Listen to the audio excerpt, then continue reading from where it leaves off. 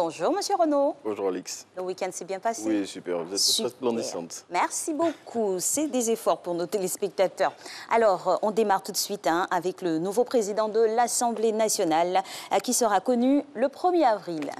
Bonjour à tous les téléspectateurs. Oui, et à cette occasion, Amadou Soumaoro brigue un second mandat. L'actuel président de la Chambre basse du Parlement ivoirien qui est rentré de la Turquie où il se trouvait pour un contrôle médical compte sur le soutien du président de la République pour bénéficier des consignes de vote que le numéro 1 ivoirien donnera aux élus du RHDP dont il est membre. Et le quotidien Le Matin indique que le chef de l'État organise une rencontre ce lundi avec les instances du parti pour justement décider de la conduite à tenir au cours du scrutin qui se tiendra demain mardi. Et le président de l'Assemblée nationale qui sera challengé cette année par une cohorte de femmes qui ont annoncé leur candidature. Courage, mesdames. Alors, le président du Sénat est de retour à Abidjan. Oui, Jeannot Ahoussou-Kouadio a regagné la capitale économique de la Côte d'Ivoire depuis le samedi dernier, absent du pays depuis 8 mois après son évacuation en Allemagne pour traiter la Covid-19 qu'il avait contractée. Le président de la Chambre haute du Parlement signe son retour au moment où l'Assemblée nationale va effectuer sa rentrée ce 1er avril 2021. Et politique toujours, confirmé au poste de Premier ministre depuis le 26 mars 2021, Monsieur Patrick Jérôme Hachi à l'épreuve de la primature. Oui, après avoir assumé pendant quelques jours l'intérim d'Ahmed Bakayoko à la primature, l'ex-secrétaire général de la présidence est celui qui va conduire désormais la politique gouvernementale. L'expression propose de découvrir dans son édition de ce jour ces grands dossiers tels que ceux de la réconciliation, du dialogue politique et de la relance économique qui attendent le nouveau chef du gouvernement. Et une question, pourquoi M. Hachi a été nommé avec une promptitude à la primature? Oui, l'intelligent d'Abidjan répond à cette question dans son édition de ce jour. Le confrère dresse un portrait du nouveau locataire de la primature et relève des points de similitude entre Patrick Hachi et les défunts premiers ministres Amadou Gon Coulibaly et Ahmed Bakayoko. Et un mot d'écologie avec l'Inter qui nous envoie dans la forêt du Mont Pékou.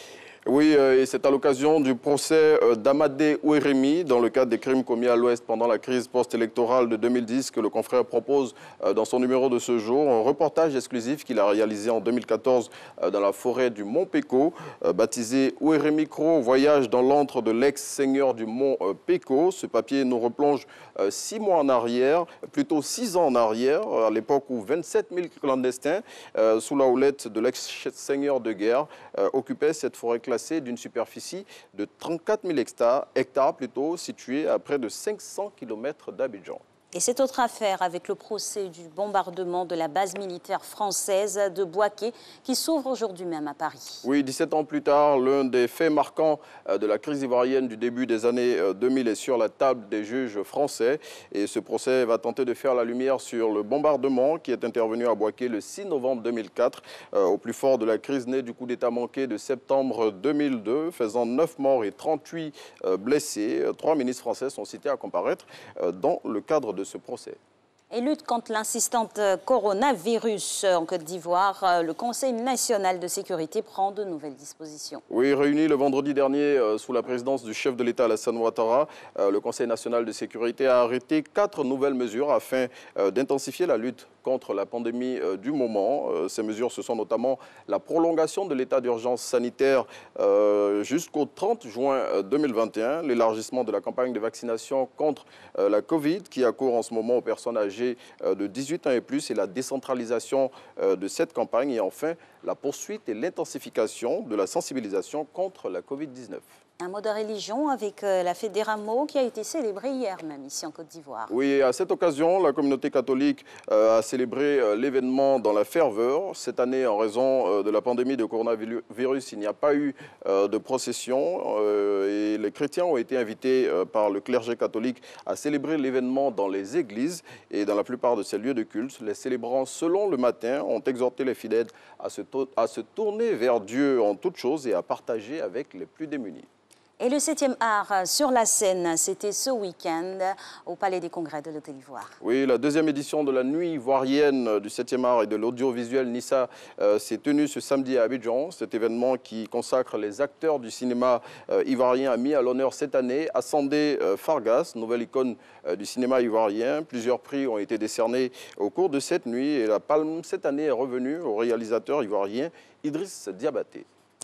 Et du sport pour terminer cette revue de presse pour ce lundi. Le championnat de Ligue 1 a repris ce samedi. Oui, après plus d'un an d'interruption, le football ivoirien a signé son grand retour. Et pour ce comeback, la SEC Mimosa était opposée à Bouaké FC au stade Robert Champrou de Marcory. Les Mimosas ont été tenus en échec par la formation de la capitale du Béquet. D'autres rencontres ont marqué ce grand retour de la Ligue 1 ivoirienne aussi. Et il faut noter aussi que, toujours en football, les éléphants de Côte d'Ivoire se sont imposés 3-0 face aux Ménades du Niger. Et nos pachydermes joueront demain à Abidjan, toujours dans le cadre des éliminatoires de la CAN 2021 au Cameroun, contre l'Éthiopie. Et ce sera au stade Alassane Ouattara de BMP.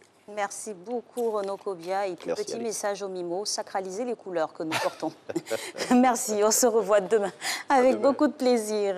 Allez, nous on repart dans la belle commune de Yopougon pour retrouver Thierry Angeval.